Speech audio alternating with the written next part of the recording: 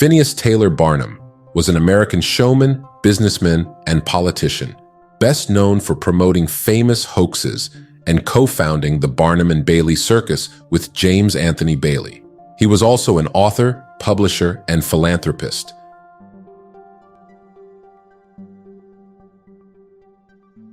The foundation of success in life is good health. That is the substratum of fortune. It is also the basis of happiness. A person cannot accumulate a fortune very well when he is sick. Money is, in some respects, life's fire. It is a very excellent servant, but a terrible master.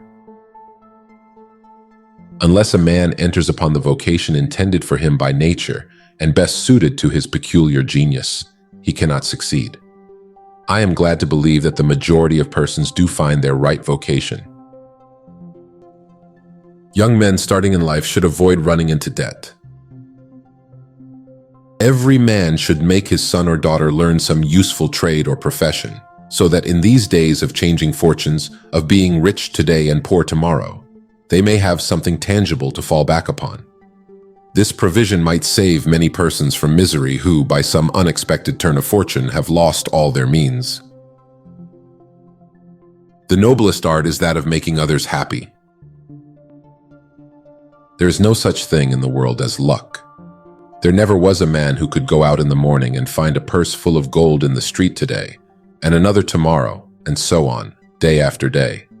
He may do so once in his life, but so far as mere luck is concerned, he is as liable to lose it as to find it. True economy consists in always making the income exceed the outgo. Wear the old clothes a little longer if necessary. Dispense with the new pair of gloves. Mend the old dress. Live on plainer food if need be, so that, under all circumstances, unless some unforeseen accident occurs, there will be a margin in favor of the income. Politeness and civility are the best capital ever invested in business. Large stores, gilt signs, flaming advertisements will all prove unavailing if you or your employees treat your patrons abruptly. The truth is, the more kind and liberal a man is, the more generous will be the patronage bestowed upon him. There is scarcely anything that drags a person down like debt. Fortune always favors the brave and never helps a man who does not help himself. Whatever you do, do it with all your might. Work at it early and late, in season and out of season, not leaving a stone unturned and never deferring for a single hour that which can be done just as well now. No man has a right to expect to succeed in life unless he understands his business, and nobody can understand his business thoroughly unless he learns it by personal application and experience. Let your motto then always be Excelsior, for by living up to it there is no such word as fail. The great ambition should be to excel all others, engaged in the same occupation.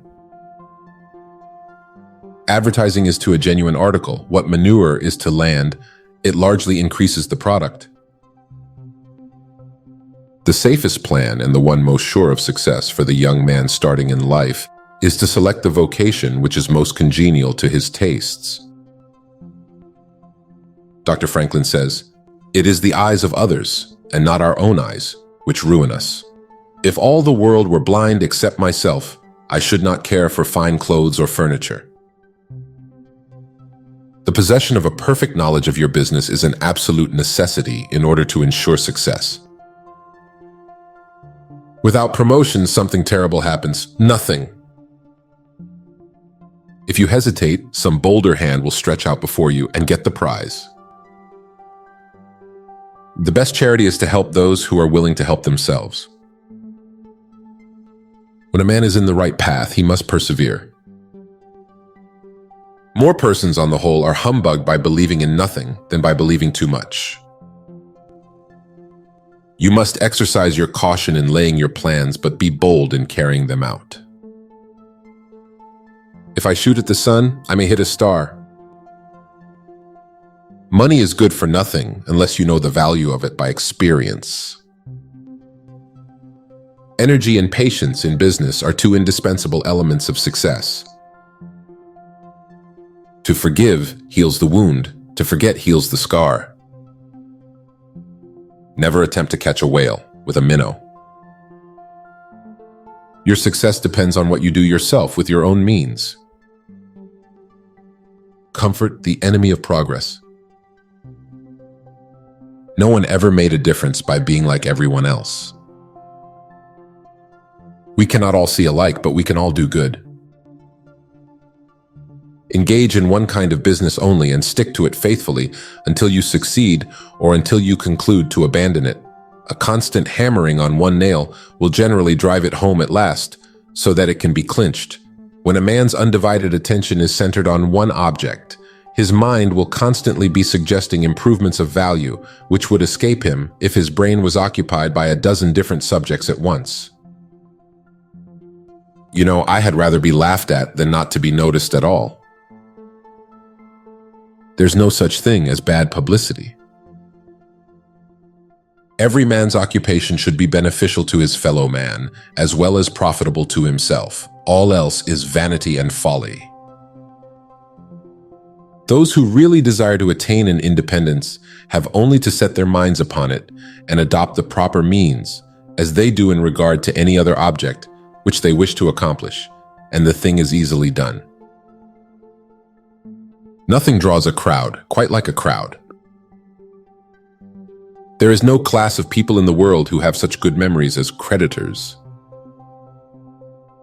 With the young man starting in business, let him understand the value of money by earning it. I don't care what the newspapers say about me, as long as they spell my name right. A penny here and a dollar there, placed at interest, goes on accumulating, and in this way the desired result is attained. It requires some training perhaps to accomplish this economy, but when once used to it, you will find there is more satisfaction in rational saving than in irrational spending. Many persons are always kept poor because they are too visionary. Every project looks to them like certain success, and therefore they keep changing from one business to another, always in hot water, always under the harrow. No profession, trade, or calling is overcrowded in the upper story. Advertising is like learning. A little is a dangerous thing. If a man has not the pluck to keep on advertising, all the money he has already spent is lost. The desire for wealth is nearly universal, and none can say it is not laudable, provided the possessor of it accepts its responsibilities and uses it as a friend to humanity. Small doses of advertising result in nothing, obviously. It's like giving a sick person half the medicine he needs. It just causes more suffering. Give the whole dose and the cure will be certain and decisive.